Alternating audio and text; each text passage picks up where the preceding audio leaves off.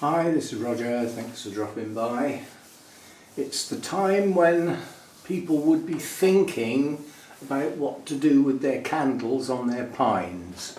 Now it does depend what pine you're talking about. This is a Scots pine, native to my country, the UK, and consequently incredibly hardy as such.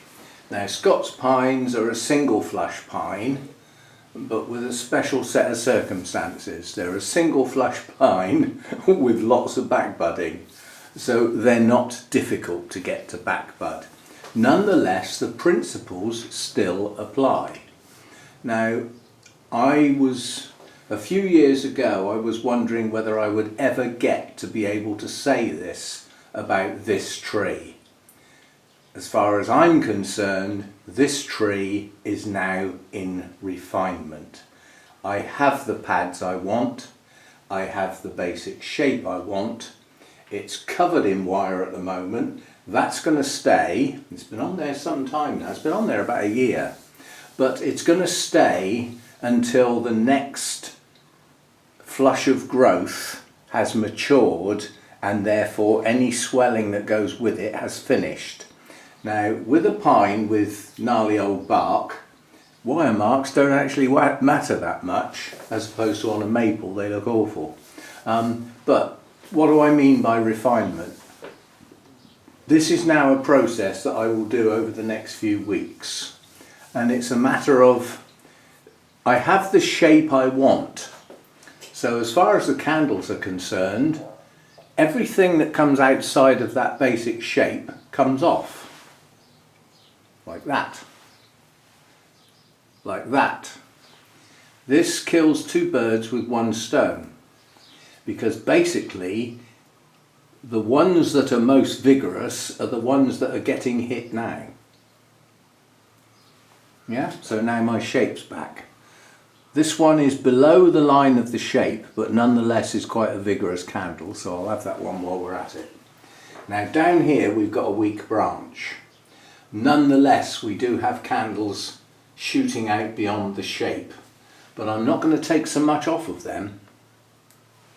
That will mean that they will get more needles than the others that I've just done, which is more foliar mass.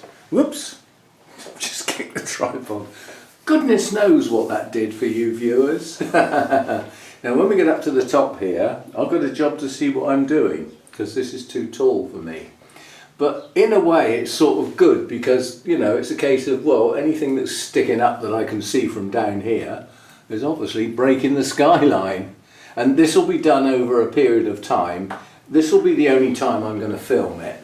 The next time I do this, I'll be outside and it will be at my height, as opposed to stuck up in the air like this. But you get the basic principle. Anything that breaks the skyline, as I call it, comes off, and those candles come down a good 2/3, because all I really want this to do is just open these candles to a minimal extent, and then they will form buds in that position, and being a Scots pine, it will probably force some back budding as well, which on some pines, if you do this, you've just removed the energy from the tree and you might not get any back budding at all. But, you know, if I get some back budding out of this, I don't mind.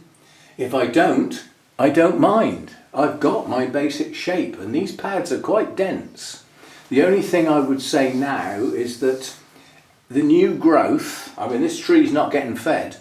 I mean, it's not getting any feed into it. The only feed it's going to get is what it generates itself, certainly for the first part of the year. If I start stonking up the fertiliser now, these candles are going to go mad. Well, what's the point when you're going to take them off?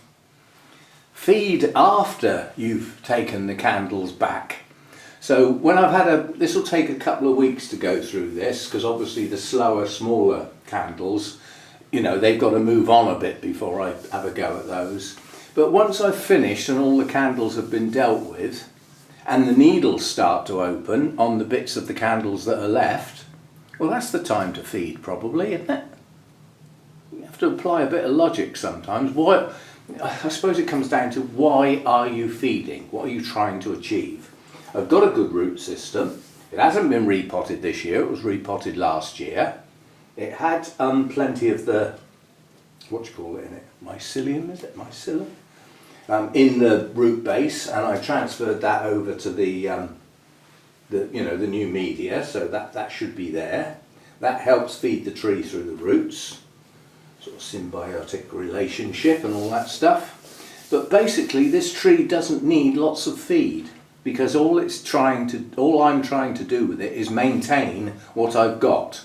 Now obviously you get candles, you can take them right off if you want, and you may get some buds at the base of where that candle was, but you're pushing your luck. I always like to think that taking a candle back to near the base and allowing some needles to open is good. So that's what I'm doing.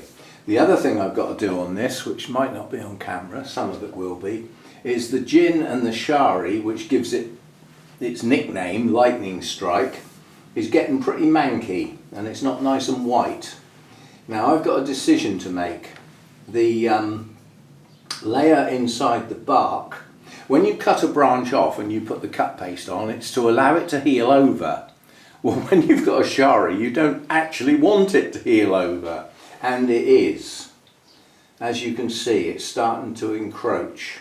Now I'm wondering whether, when I get my Dremel set, whether I ought to carve this back and expose more of the white wood, you know, the dead wood in the centre of the tree, and make the shari bigger, because this is expanding to such an extent it's pushing the bark out, which is thickening up the trunk.